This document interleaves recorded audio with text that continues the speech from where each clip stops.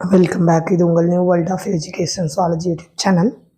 Today we will see about UG and PG TRB Zoology Unit First 1 Entamoeba Histolytica.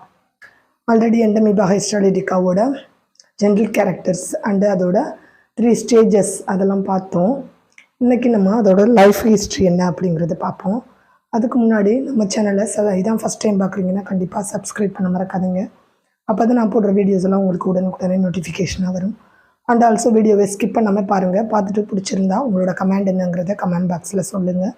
And உங்களுக்கு ஒரு like கொடுங்க. Okay friends, வாங்க வீடியோக்குள்ளே போகலாம்.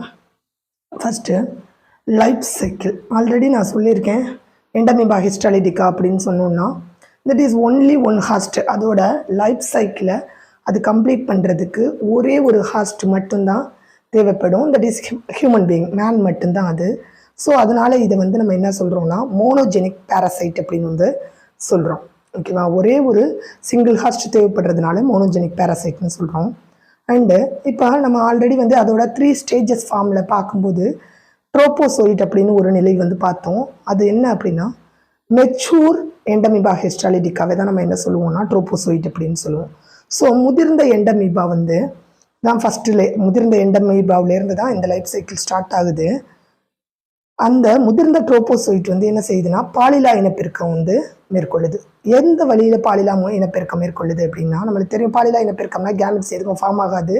ஒன்லி டிவிஷன் மட்டும்தான் நடந்து உடஞ்சி 1, 2, 2, 4 ஆகி இந்த மாதிரி பிரிகிறது தான் பாலிலா இனப்பெருக்கம். சில இதில் துண்டாதல் இது மாதிரி நடக்கும். இங்கே பைனரி ஃபிஷன் வழியாக பாலிலா இனப்பெருக்கம் நடக்குது.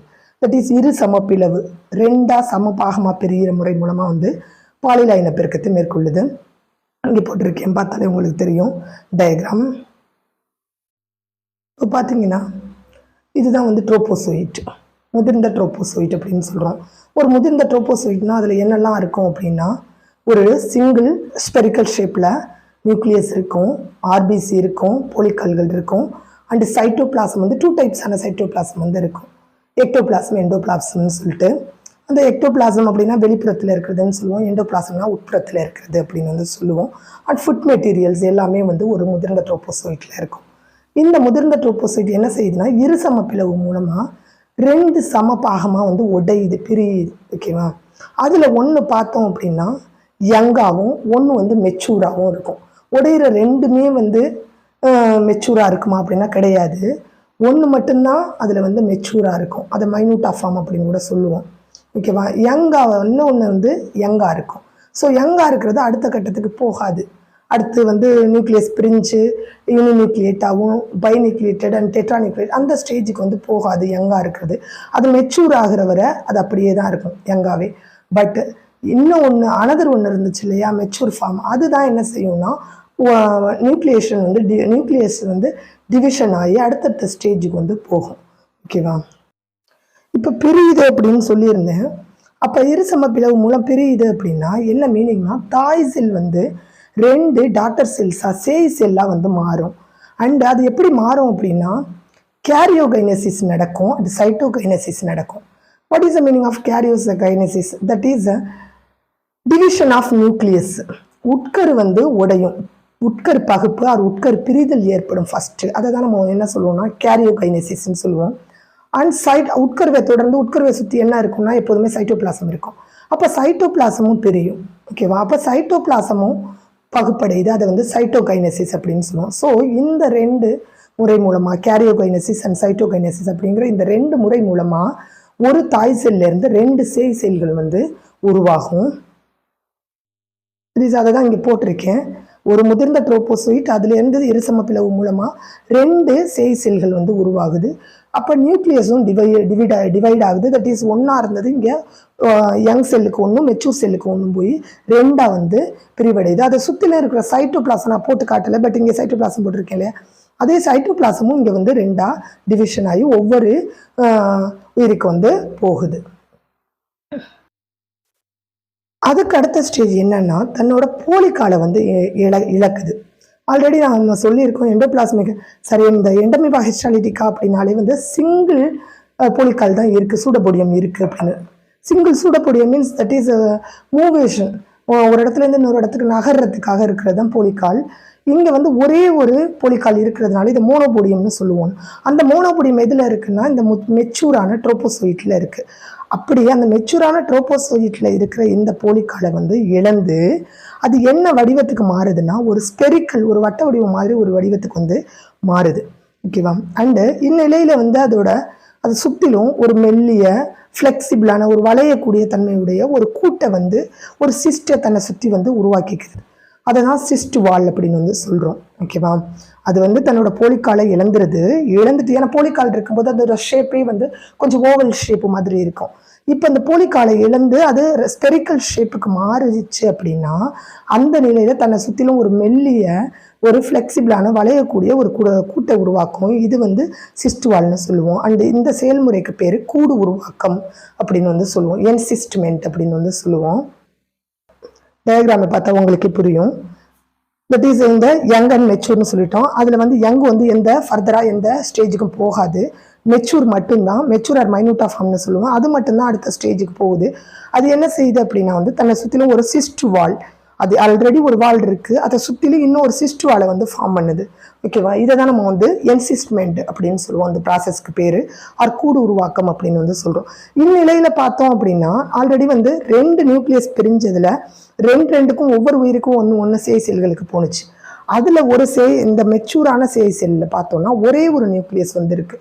இப்படி சிங்கிள் நியூக்ளியஸ் இருந்துச்சு அப்படின்னா அதுக்கு நம்ம என்ன பேர் சொல்லுவோம்னா யூனி நியூக்ளியேட்டட். அப்படி யூனி மீன்ஸ் 1, அப்போ ஒரே ஒரு நியூக்ளியஸ் இருக்கிறதுனால இதை யூனி நியூக்ளியேட் அப்படின்னு வந்து சொல்கிறோம்.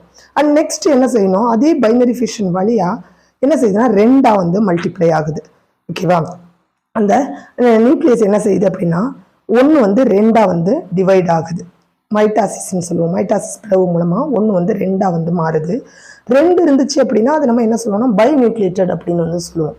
ஓகேவா? அந்த 2 வந்து என்னவா மாறுதுன்னா 4ஆக மாறுது. 4ஆக மாறும்போது டெட்ரா நியூக்ளியேட்டட். இதுதான் வந்து இன்ஃபெக்டிவ் ஸ்டேஜ் அப்படின்னு வந்து சொல்லுவோம். இதுக்கு முன்னாடி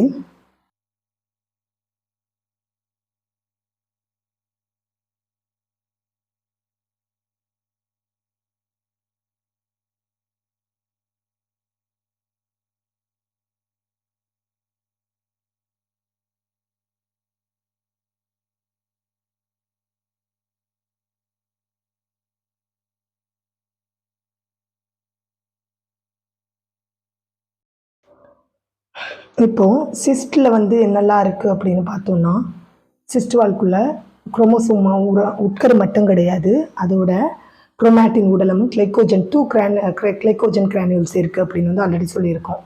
சிஸ்டில் வந்து உட்கருவும் குரோமேட்டின் உடலம் கிளைக்கோஜன் கிரானியூல்ஸ் வந்து இருக்குது. பின் இதெல்லாம் என்ன செய்யுதுன்னா டிஸப்பியர் ஆயிடுது, மறைஞ்சு போயிடுது. எதெல்லாம்னா குரோமேட்டின் உடலம் அண்ட் கிளைக்கோஜன் கிரானியூல்ஸ் வந்து மறைஞ்சு போயிடுது. உட்கரு மட்டும் டெவலப் ஆகுது. அதே நேரத்தில் சிஸ்ட் வால் வந்து அதுக்குள்ளே இருக்கிற அந்த குரோமேட்டின் உடலம் 2 கிளைக்கோஜன் பார்ட்டிகல்ஸ் இதெல்லாம் மறைஞ்சதும் சிஸ்ட் வால் வந்து அளவில் வந்து பெருசாக மாறுது. இந்த டயக்ராமை பார்த்தா புரியும் உங்களுக்கு.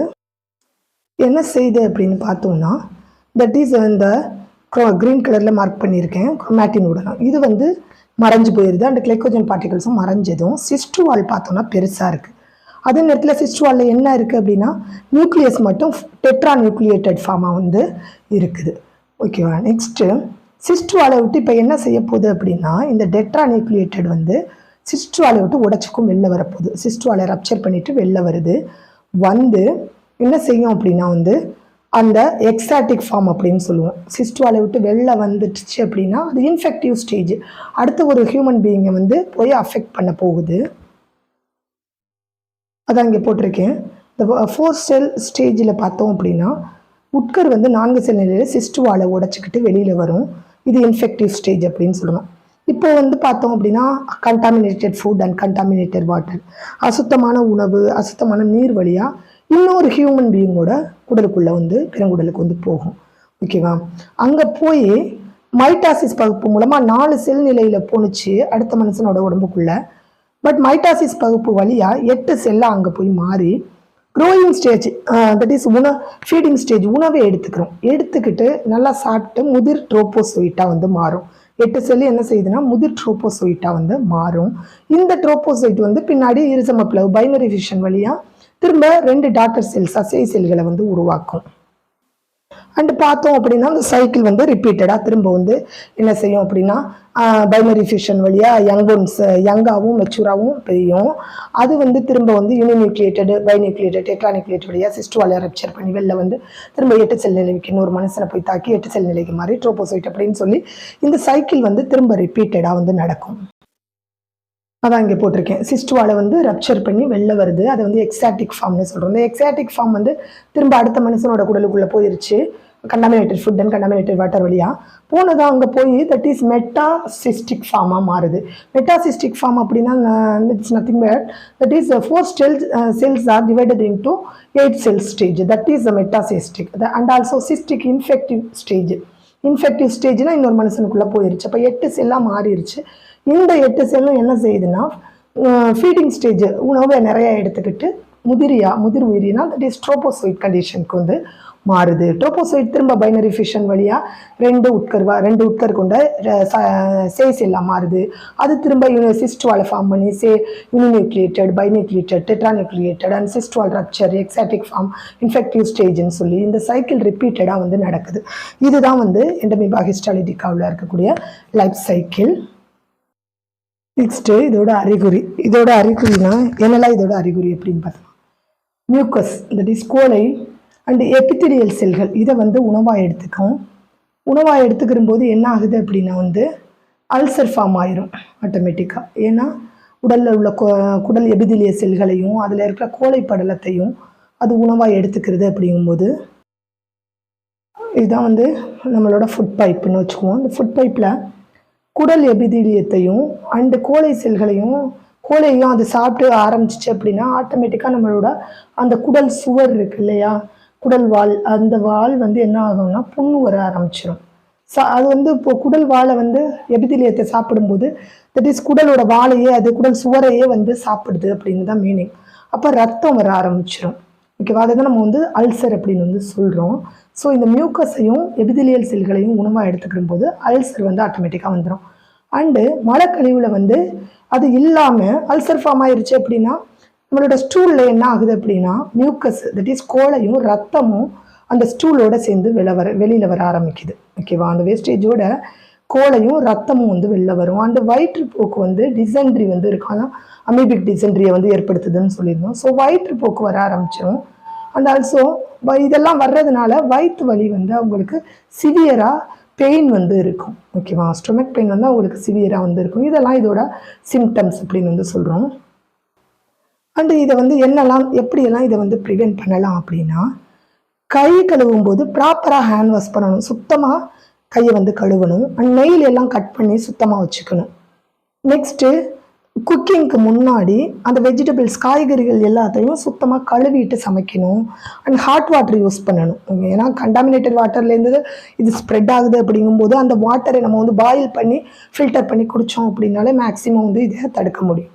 அண்டு உணவுப் பொருள் எல்லாம் வந்து நம்ம வந்து இந்த வீட்டு மற்ற கிருமிகள் அந்த ஜெர்ம்ஸ்கிட்ட இருந்து நம்ம என்ன செய்யணும்னா பாதுகாத்து வைக்கணும். மூடி எல்லாத்தையும் க்ளோஸ் பண்ணியே வந்து வைக்கணும். இப்படி வச்சோம் அப்படின்னா இதுகிட்டேருந்து வந்து நம்ம வந்து பாதுகாப்பு பெறலாம். தட் இஸ் இதெல்லாம் தடுப்பு முறைகள்.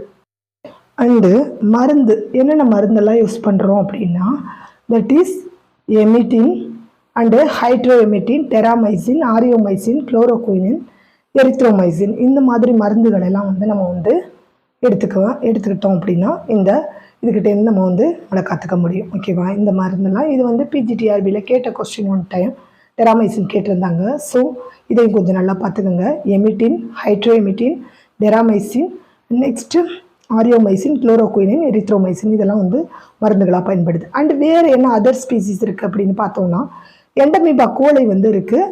இது வந்து மனிதனோட கலோனில் வாழும், பெருங்குடலில் வாழ்கிற ஒரு parasite. And also Entamoeba gingivalis. Entamoeba gingivalis வந்து எங்கே இருக்குது அப்படின்னா பல்லி எடுக்கல டீத் அண்ட் கம்ஸில் வந்து இருக்கும். ஸோ இது வந்து மற்ற இனங்கள். ஸோ இதுதான் வந்து எண்டமீபா ஹிஸ்டாலிட்டிகாவில் இருக்கிற இம்பார்ட்டண்டான points and also life cycle. இதோட எண்டமீபா ஹிஸ்டாலிட்டிகா வந்து முடியுது. உங்களுக்கு ஏதாவது டவுட் இருந்துச்சு அப்படின்னா கொஸ்டின் கேளுங்க.